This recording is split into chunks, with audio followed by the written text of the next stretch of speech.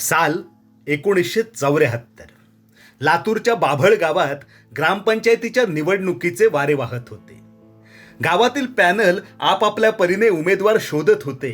हळूहळू निवडणुकीचा ज्वर गावात वाढू लागला आणि पुढचा सरपंच कोण याची चर्चा रंगू लागली. याच दरम्यान 27-28 वर्षांचा एक राजबिंडा युवक पुण्यात आपलं वकिलीचं शिक्षण पूर्ण करून बाभळ गावात परत आला होता.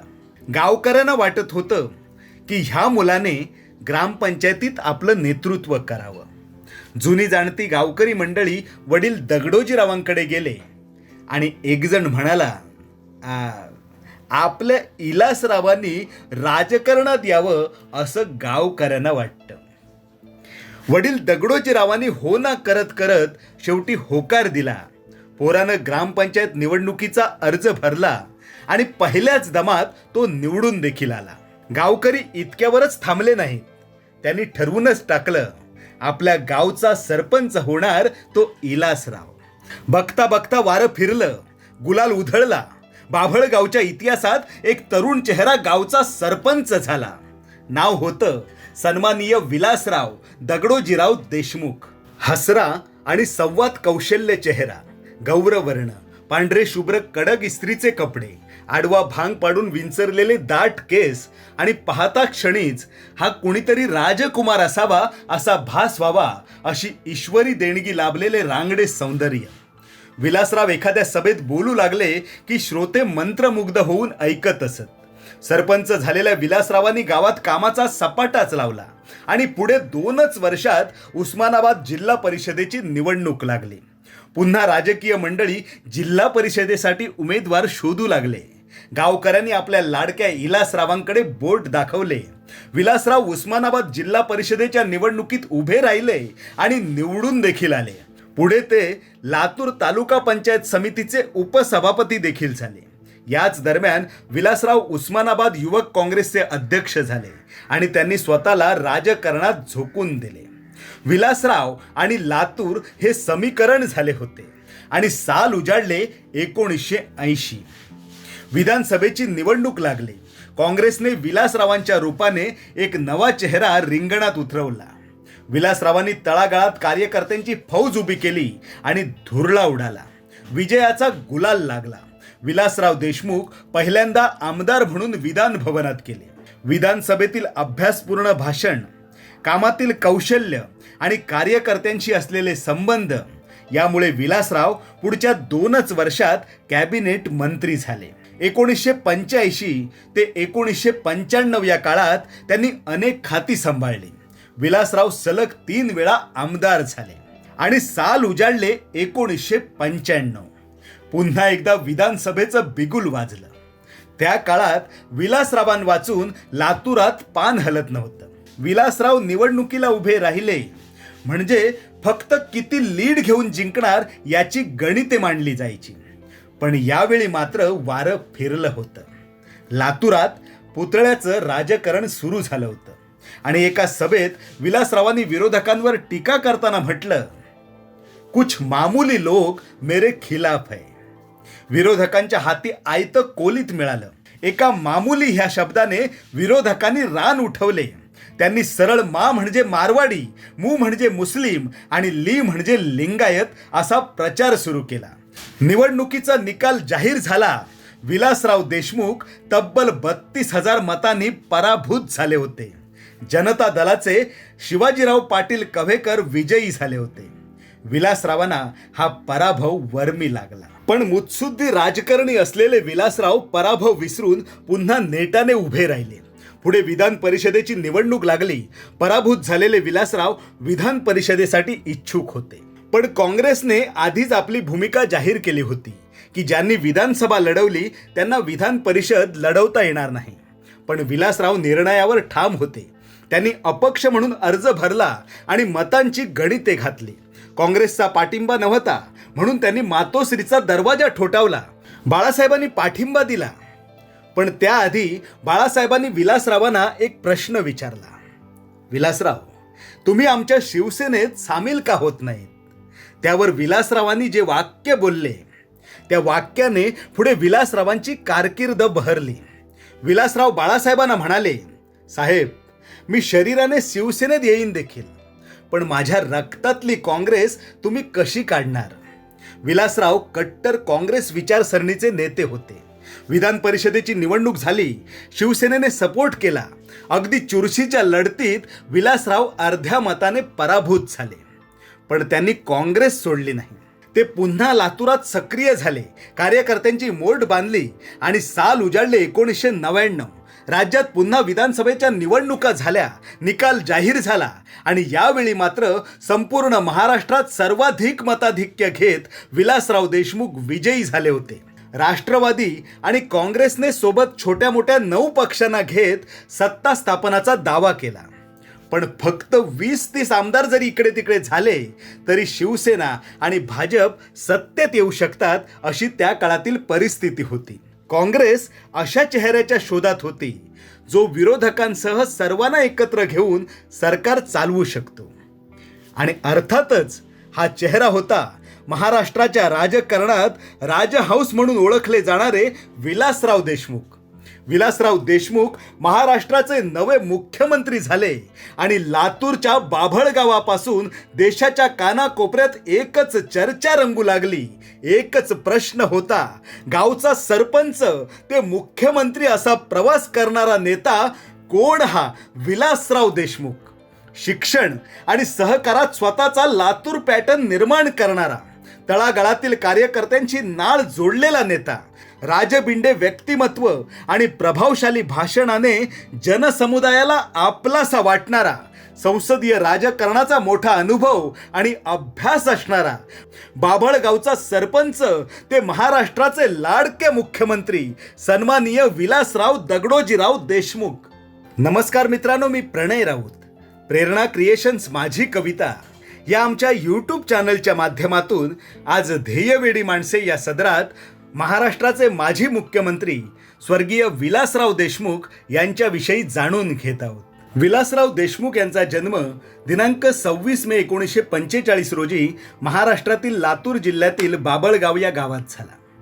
वडील दगडोजीराव देशमुख आणि आई सुशीला देवी यांचे ते ज्येष्ठ पुत्र होते. त्यांना नलिनी आणि विजया ह्या 2 धाकट्या बहिणी तर दिलीपराव देशमुख हे धाकटे भाऊ आहेत. आजोबा व्यंकटराव देशमुख हे हैदराबाद संस्थानात महसूल अधिकारी होते आणि त्यांच्याकडे देशमुखी अधिकार होते. आजोबांच्या निधनानंतर वडील दगडोजीरावांकडे हे देशमुखी अधिकार आले. छोट्या विलासरावांनी गावातील प्राथमिक शाळेत आपले शिक्षण पूर्ण केले आणि कायद्याचे शिक्षण घेण्यासाठी ते पुण्यातील ILS लॉ कॉलेजमध्ये गेले. त्यानंतर त्यांनी पुणे विद्यापीठात आपले शिक्षण पूर्ण केले. विद्यापीठातून उत्तीर्ण झाल्यावर त्यांनी वकिली सुरू केली. याच काळात त्यांची भेट आणि जवळचे मित्र गोपीनाथ मुंडे यांच्याशी झाली.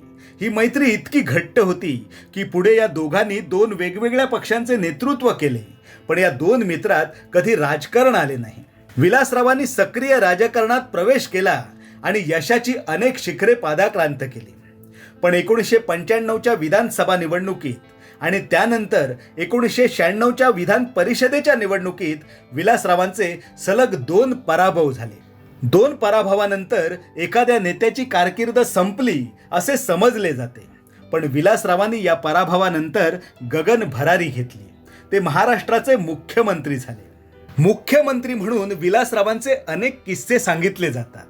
असाच एक किस्सा मंत्रालयातील आहे. एक पिवळी साडी परिधान केलेली वृद्ध महिला रोज सकाळी मंत्रालयाच्या मुख्य गेटजवळ बसून असायची. मुख्यमंत्र्यांचा ताफा गेटजवळ आला की ती धावत पुढे यायची, पण पोलीस तिला अडवायचे आणि मागे ढकलत घेऊन जायचे. असं रोज सकाळ संध्याकाळ घडत होतं. एक दिवस मुख्यमंत्री विलासरावांची गाडी मुख्य गेटजवळ आली. त्यांनी ड्रायव्हरला गाडी सावकाश घ्यायला सांगितली. विलासरावांनी गाडीची काच खाली केली आणि पोलिसांना सांगितले, त्या पिवळ्या साडीवाल्या बाईंना माझ्याकडे घेऊन या. तातडीने त्या बाईंना मुख्यमंत्र्यांच्या केबिनमध्ये आणले गेले. विलासरावांनी हसत मुखाने प्रश्न केला, रोज बाहेर उभे राहण्याचं कारण काय? त्यावर त्या बाईने थरथरत्या हाताने एक फाईल पुढे केली आणि तिने आपली कथा ऐकवली. ती एका चतुर्थ श्रेणीतील सरकारी कर्मचाऱ्याची विधवा पत्नी होती. पतीच्या निधनानंतर वरळी सीफेस जवळच्या कर्मचारी वसाहतीत कंपाऊंड नजीक तिने कपड्यांना इस्त्री करण्याचा स्वतःचा व्यवसाय सुरू केला होता. त्यातून मिळणाऱ्या पैशातून ती मुलांचं शिक्षण आणि संसार चालवत होती. सगळं सुरळीत चाललं असताना एका सरकारी अधिकाऱ्याची नजर तिच्या धंद्यावर गेली. तो त्या बाईकडून हप्ता घेऊ लागला. रोजची कटकट नको म्हणून ती त्याला हप्ताही देऊ लागले. पण पुढे या हप्त्याची रक्कम इतकी वाढत गेली की त्या बाईला हप्ता देणे परवडेना. तिने वाढीव हप्त्याला नकार दिला. पण तिने नकार देताच तिची टपरी अनधिकृत बांधकाम म्हणून काढून टाकण्यात आली आणि तिची इस्त्री सुद्धा जप्त केली. पुढे त्या बाईची परिस्थिती इतकी बिकट झाली की मुलांचं शिक्षण आणि संसार चालवणं देखील कठीण होऊन गेलं. ही गोष्ट ऐकून विलासराव अस्वस्थ झाले. त्यांचे डोळे देखील पाणावले. त्यांनी त्या महिलेला बसवून चहा पाजला आणि सार्वजनिक बांधकाम विभागाच्या सचिवांना फोन लावला. असाल तिथून निघून या. तुमच्या खात्याची कर्तबगारी आणि कार्यक्षमता दाखवायची आहे. बांधकाम सचिव मुख्यमंत्र्यांच्या दालनात हजर झाले. नेहमी हसतमुख असणाऱ्या विलासरावांना असे संतापलेले पाहायची कोणाला सवय नव्हती. त्यांनी बांधकाम सचिवांना आदेश दिला, आज संध्याकाळपर्यंत ह्या बाईंची टपरी बांधून द्या आणि उद्या त्या कर्तव्यदक्ष अधिकाऱ्याला माझ्या समोर उभा करा. येताना त्याची कामे आवरून यायला सांगा. त्याला कुठे पाठवायचे हे मी ठरवलं आहे. सचिवांना घाम फुटला. विशेष म्हणजे त्या बाईला विलासरावांच्या गाडीतून वरळी सीपेसला नेण्यात आले. संध्याकाळी मंत्रालयातून निघण्यापूर्वी विलासरावांनी बांधकाम सचिवांना पुन्हा फोन केला आणि त्यांच्यासोबतच ते शासकीय वसाहतीत गेले. तिथे गेल्यावर विलासरावांना दिसलं की ती टपरी पुन्हा उभी राहिली होती. तिथे एका स्टूलवर बसून विलासरावांनी चहा देखील घेतला. त्या बाईच्या डोळ्यात आनंदाश्रू वाहत होते. स्वतःच्या रुमालाने विलासरावांनी ते अश्रू पुसले आणि ते घरी निघून गेले. आपण जे काही केले त्याची बातमी करू नका, असा प्रेमाचा सल्ला त्यांनी पत्रकारांना दिला. मित्रांनो, असे नेते महाराष्ट्राला लाभले म्हणून महाराष्ट्राची संस्कृती अजूनही टिकून आहे. अशीच एक घटना म्हणजे जेव्हा लातूर जिल्ह्याचा 25वा वर्धापन दिन होता तेव्हा खूप मोठ्या कार्यक्रमाचे आयोजन करण्यात आले होते. खरं तर विलासराव ह्या कार्यक्रमाला अगदी पंतप्रधानांपासून देशातील कुठल्याही मोठ्या नेत्याला बोलावून आपलं राजकीय वजन दाखवू शकले असते. पण त्यांनी खास विमान पाठवून माजी मुख्यमंत्री AR अंतुले यांना ह्या कार्यक्रमासाठी आमंत्रित केले. कारण अंतुले मुख्यमंत्री असताना त्यांनी लातूर जिल्ह्याला मान्यता दिली होती. AR अंतुले यांचं तेव्हा वय साधारण 80च्या घरात होते. ते भाषण करताना त्यांचे डोळे पाणावले. ते म्हणाले, विलासराव, लोक 5 वर्षात केलेली कामे विसरून जातात आणि तुम्ही तर 25 वर्षापूर्वी केलेल्या कामाची आठवण ठेवली. विलासरावांनी 2दा मुख्यमंत्री म्हणून राज्याचा कारभार सांभाळला. त्याशिवाय अनेक खात्याचे ते मंत्री देखील राहिले. शिवाय अनेक वर्ष केंद्रीय मंत्री सुद्धा होते. पत्नी वैशाली देशमुख यांच्याशी विवाह करून त्यांनी सुखाचा संसार केला. त्यांना 3 मुलगे आहेत. मुलगा अमित आणि धीरज यांनी विलासरावांचा वारसा पुढे नेत राजकारणात प्रवेश केला. तर मुलगा रितेश देशमुख यांनी चित्रपटसृष्टीत आपले नशीब आजमावले. दिनांक 14 ऑगस्ट 2012 रोजी यकृत आणि किडनी निकामी झाल्याने चेन्नई येथील हॉस्पिटलमध्ये विलासरावांनी अखेरचा श्वास घेतला. महाराष्ट्राच्या राजकारणातील राजहंस चटसरशी निघून गेला. पण छत्रपती शिवाजी महाराजांच्या, फुले शाहू आंबेडकरांच्या महाराष्ट्राला समृद्ध करून गेला. प्रेरणा क्रिएशन्स माझी कविता या आमच्या यूट्यूब चॅनलच्या माध्यमातून सन्माननीय विलासराव देशमुख यांना मानाचा मुजरा. मित्रांनो, तुम्ही अनुभवलेले विलासराव तुमच्या शब्दात कमेंट करून नक्की सांगा. आमच्या प्रेरणा क्रिएशन्स माझी कविता या चॅनलवर जर आपण नवीन असाल तर चॅनलला नक्की लाईक करा, सबस्क्राईब करा. मी प्रणय राऊत आता आपली तात्पुरती रजा घेतो. लवकरच भेटूया एका नव्या व्हिडिओसह. धन्यवाद.